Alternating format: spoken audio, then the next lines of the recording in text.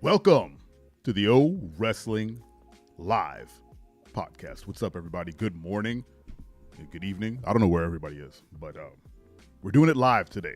Couldn't do an edited video, so here we are, making progress, speaking live to all the wrestling fans out there. It's been a week. It's been a week in wrestling, and I had so many things to do this week. I lost track of time and lost my Tuesday episode. So I figured today we'll just go live for a couple minutes, go over all the cool stuff that happened in WWE and just pro wrestling in general, and then head out. And this video would be a live video, and people can come by and watch later. It's all good. We'll jump right into it. It's been a very long week in wrestling. Clash at the Castle happened, which was a thing. A lot of storylines got moved forward. Wasn't the greatest PLE, but it served its purpose. We got new women's tag champs in the Unholy Union, I think they're called. Alba Fire and I don't remember the other lady's name, something Dawn. Congratulations to them. Damian Priest almost lost a leg. That was pretty exciting. I thought it was one of those botches that I thought was part of the story. And then I went back and watched it again and realized that man literally almost lost a leg trying to dive over that top rope. There was an article on Cage Side Seats that said that the big wrestlers should not be diving off top ropes because 3 separate instances where people fell off the top rope happened within a 3-day span of each other. Jade Cargill fell off the top rope trying to dive at Shayna Baszler. Then Damian Priest tried to dive over the top rope at Drew McIntyre, got his leg all tangled up, looked heinous. And then Braun Breaker almost slipped off the top rope and bust his head. So, I don't know, maybe some of these larger wrestlers should tone down the jumping off top rope things and just kind of stick to being monsters in the ring. I don't know. I don't feel you should limit people's skill set. So if you want to dive, just be careful, guys. And I'm just looking at my notes here. And then CM Punk came through and, like everyone imagined, screwed Drew out of his title. And there was there was an Instagram live or an Instagram video I saw that said that Drew and Punk don't need a title to compete at SummerSlam, and I tend to agree. Those two are so over right now. I don't see a need for gold in their story. They just need to put hands on one another. They need to scrap. And I had this feeling with CM Punk. I've never been a huge CM Punk fan. I've never been a CM Punk fan in general. I have recorded episodes of this show speaking to the fact that I am not a CM Punk fan. But I am a fan of people finding joy and happiness in their life and in their work. It's such a, if you really think about it, it's a very rare thing for someone to enjoy what they do on a daily basis. You have and get like paid well, and get to travel and just get to do everything you want to do.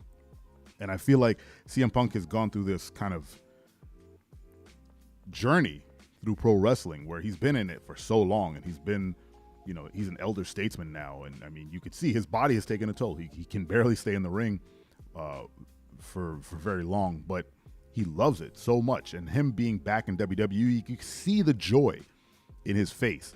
The man, every time the man hits the ring, he's smiling, and that's a genuine smile. Like, I can't believe I'm doing this again. And at this level, there are reports that he's in NXT helping young talent.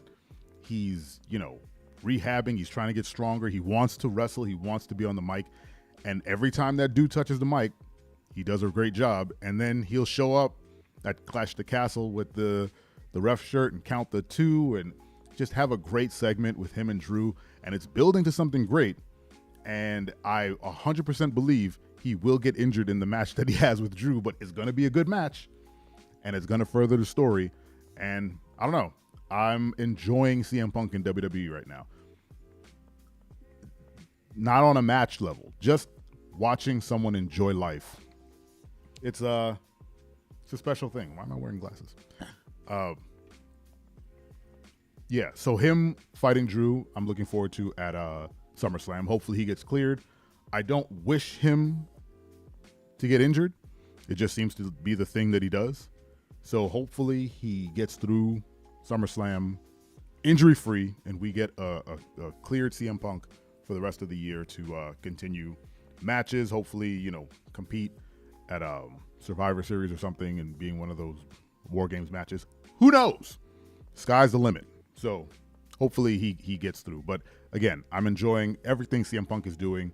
It brings me joy because he's happy, and just celebrate everybody's wins. I say. Outside of that, Clash of the Castle was kind of just fine. It happened, and I watched it here with my kids, and they didn't care, and I kind of didn't care. I was actually more interested in Raw because they've been dropping hints that they were going to debut the Uncle Howdy, Bray Wyatt, homage group, and they did, which we'll get to in a bit. But first, Raw kicked off with Seth Rollins returning, which was very unexpected. I started dancing. My son and I were doing the Seth Rollins dance. It was good to see him. Hopefully he's fully rehabbed. Woo. Early morning. Flying on pre-workout right now. He came back, challenged. Well, he didn't even challenge. He just got a title shot from Damian. Damian saying he has to prove himself. I tend to agree. Damian has been kind of a secondary character in his own title run, which seems to be a thing now in WWE. First it was Io Sky. She was a passenger in her title run. Now it's Bayley. Bayley's kind of a passenger in her title run as well. She just kind of shows up with the title to kind of further other things or to highlight other talent. Like last time it was Piper Niven, who challenged Bayley, and Bayley just kind of showed up to beat her and then exited stage left. And she doesn't really have a story going other than she is champ.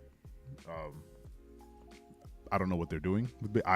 I was fully invested in Bayley's story, and now I keep forgetting she has the title because she doesn't get that sort of shine. She just kind of shows up and everyone's kind of gunning for her, and she's just like, how about we have a title match? And then she wins, and then she goes and whatever. Damian Priest has been a secondary character. He's been in the back seat of his own title picture, mostly because he's been being chased by Drew, who is he's white hot fire right now. And then you have CM Punk in the passenger seat, who is, antagonizing Drew. They're the main story. And then you have Damian, who was just kind of floating in the background. And then if you think about it, Damian's still kind of a passenger in his title run because Gunther is waiting in the wings. You guys have noticed Gunther hasn't been on TV for a while? Wonder what that's about. Wonder what they're cooking for Gunther. But his Herald has been around, making a name for himself on a singles. Ludwig Kaiser got into it with Braun Breaker and Sheamus. He's been having a whole thing with Sheamus. I'm fully invested in Ludwig Kaiser being like a big time heel. Dude has it all. He has the look. He can wrestle. Get him on the mic. He's fantastic to listen to. I love that guy. The Silver Surfer of WWE. Trust me. But yeah, so I got sidetracked. So Damian is a side character in his story, except for Judgment. Even in the Judgment Day, he's a side character because it's Liv and Dominic who are the main attraction. Everyone else is just kind of floating around. Like even Finn Balor is just kind of there, right? Do something with the Judgment Day. They used to be this very dominant group. They would open and close Raw weekly, and now they kind of still do, but now it's in more of a soap opera, even more soap opera than WWE is normally. They are, talking about love triangles and kind of, protecting Dom and all this, and it's very comedic and it's good, but it's not the dominant faction that you want them to be or that they were. I think it has a lot to do with the fact that Rhea's not there. Once she shows back up, if she's still part of the Judgment Day at that point, I feel like it'll pick back up. But until then, you're kind of surrounded by jobbers at this point. Like Dominic's not winning anything. JD's not winning anything. Carlito is just randomly part of Judgment Day now for no apparent reason, and I don't think they know what to do with him at this point.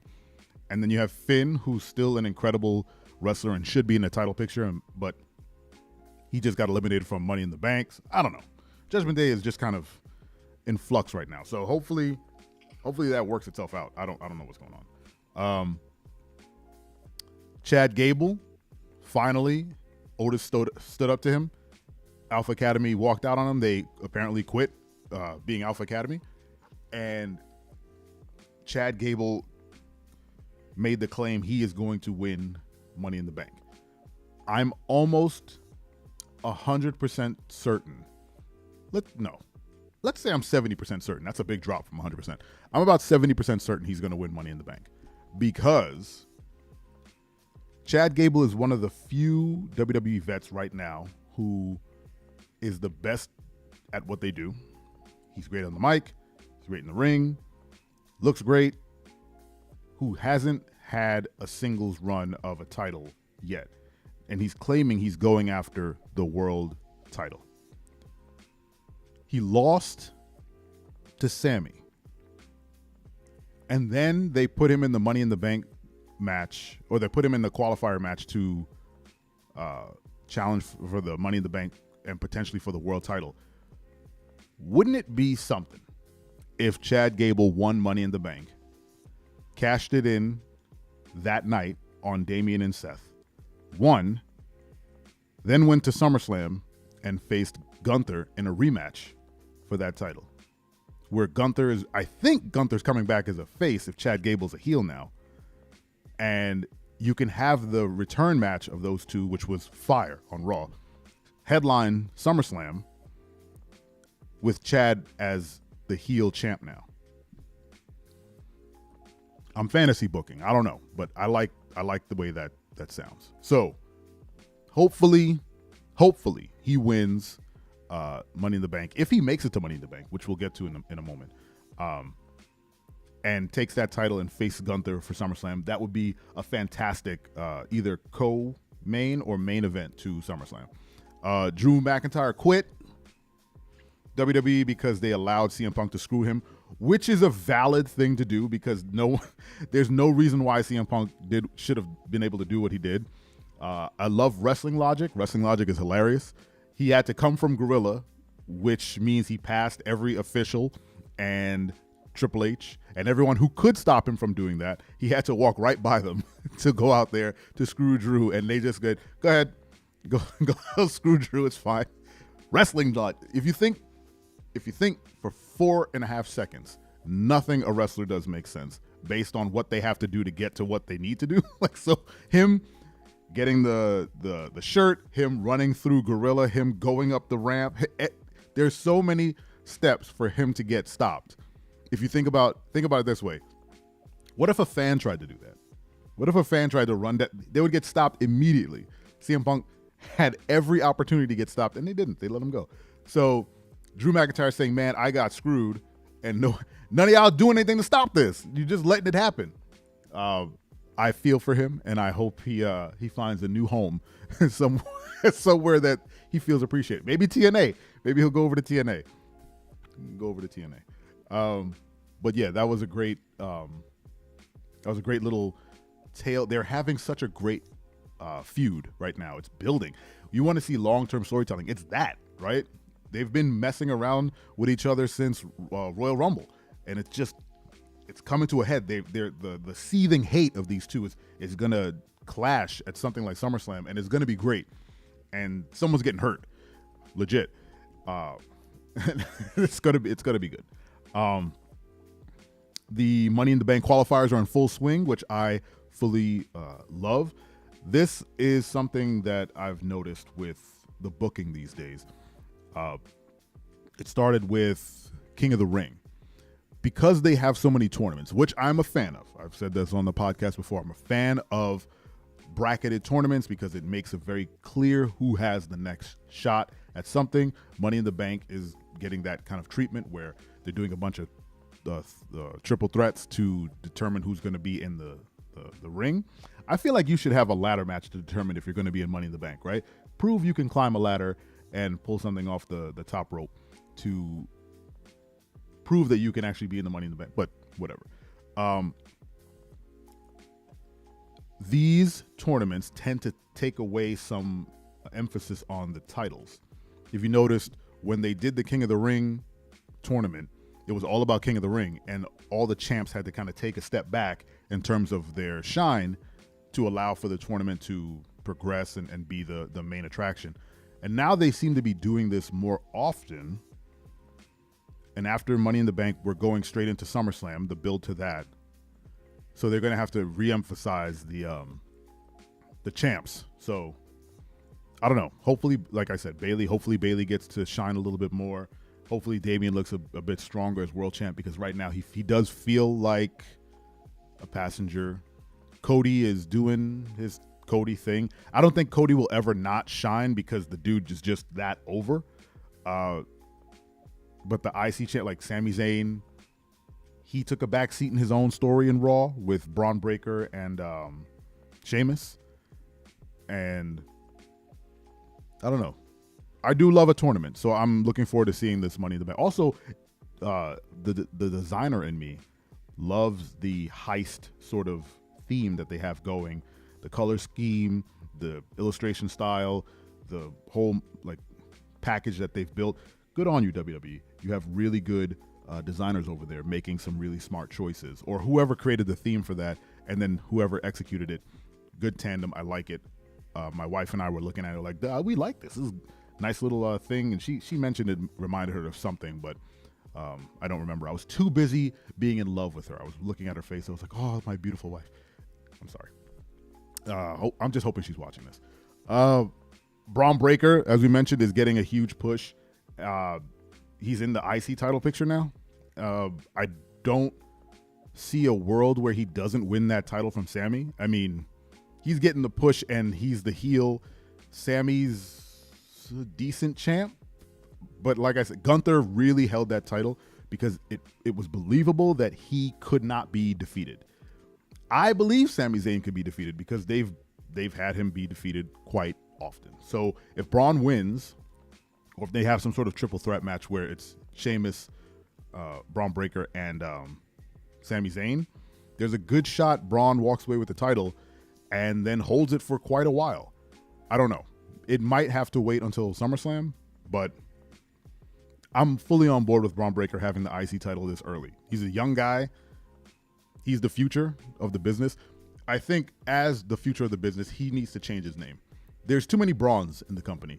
There's Braun, and then there's Braun. And the word, the name Braun Breaker, I get, was a WWE thing. It was a Vince thing to kind of own that character's name. Just make him named Steiner.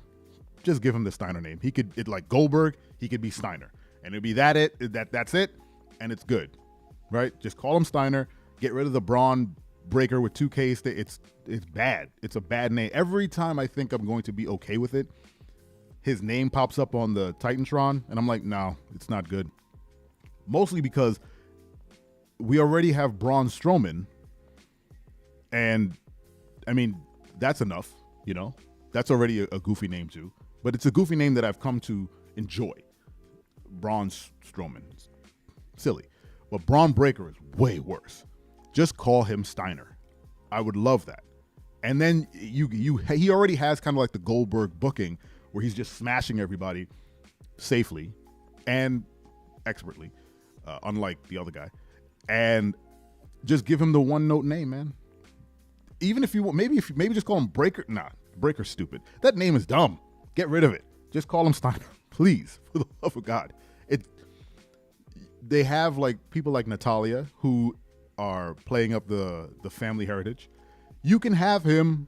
I mean, he's already barking like his uncle and his father. So just name him Steiner. I would be super happy. He can have great merch that you can call back to the Steiners, and everyone's happy. This Breaker nonsense is stupid. And I believe Triple H thinks that too. I would hope, because that name looks so bad on everything.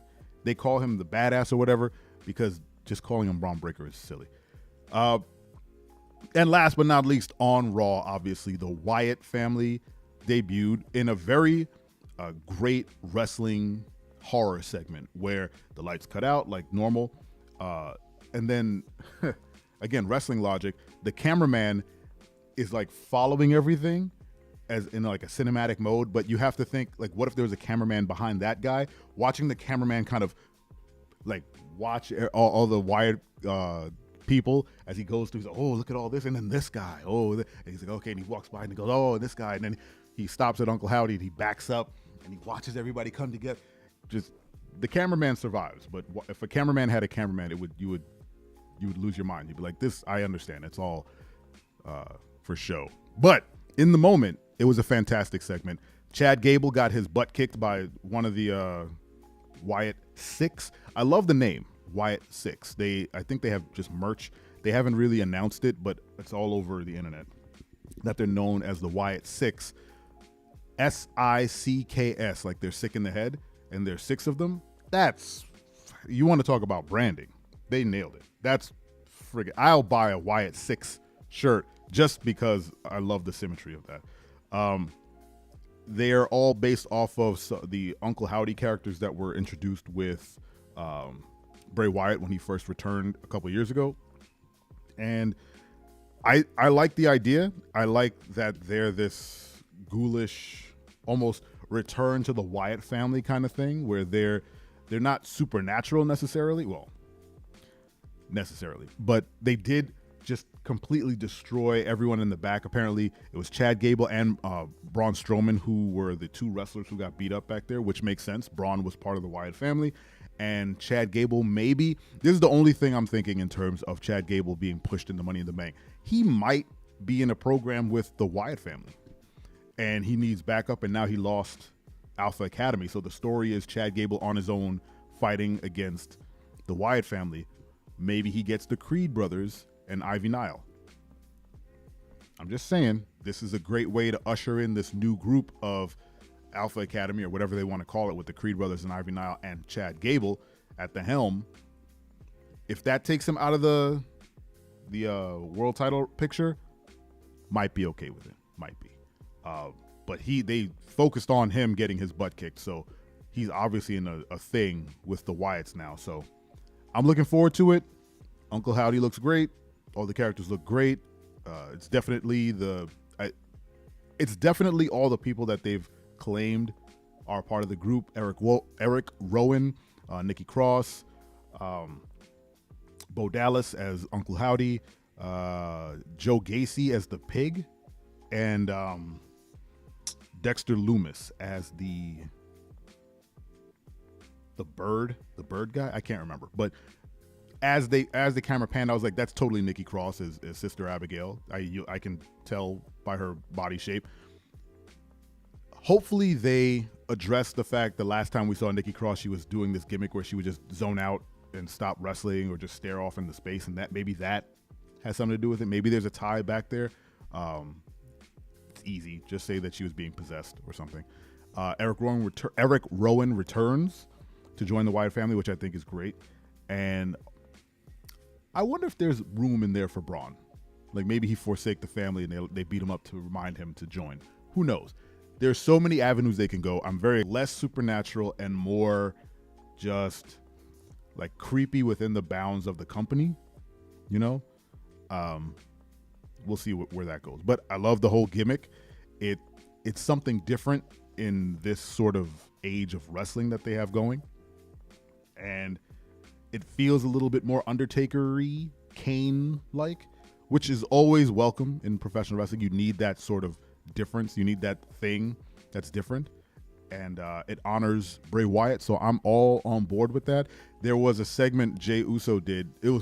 Jey Uso was the last person, after he won his qualifying match, he was the last person on screen before the Wyatts debuted, and he's been very vocal about the fact that he stole the Fireflies from Bray with his entrance. And then they cut a backstage segment. He's like, they can have the Fireflies back. I don't want no trouble with them. Keep them. I don't want the Fireflies. Take them. I don't want them. So they're being very calculated with who they put in the path of the Wyatts, and they're going to have to protect them. They're all great wrestlers. So the in-ring stuff is not going to be a problem.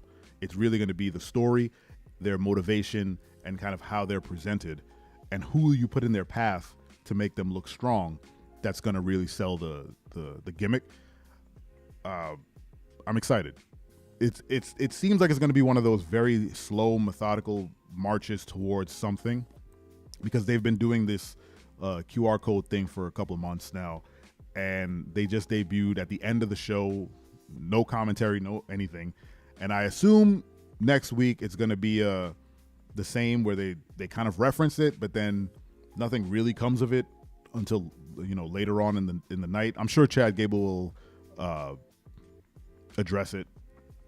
Or I saw memes on Instagram that he was dead, and they're going to do a memorial for him, which is pretty funny. But yeah, I'm looking forward to that. And last on my list of things that happened that are pretty cool, Joe Hendry debuted on NXT last night, which that's pretty dope. A TNA wrestler, one of the most over gimmicks in professional wrestling right now, with his I Believe in Joe Hendry. His entrance, if you watch it on the WWE channel, the NXT video, everyone knew who he was. Everyone believed. And his entrance came off without a hitch in an NXT ring. It was pretty great. When he did that spin and turned around and his face was just like the Joe Hendry smile, classic. Cut a nice promo. Had his, I think he had the Battle Royale match. Went and cut a promo on Shawn Michaels backstage. I mean, he's over.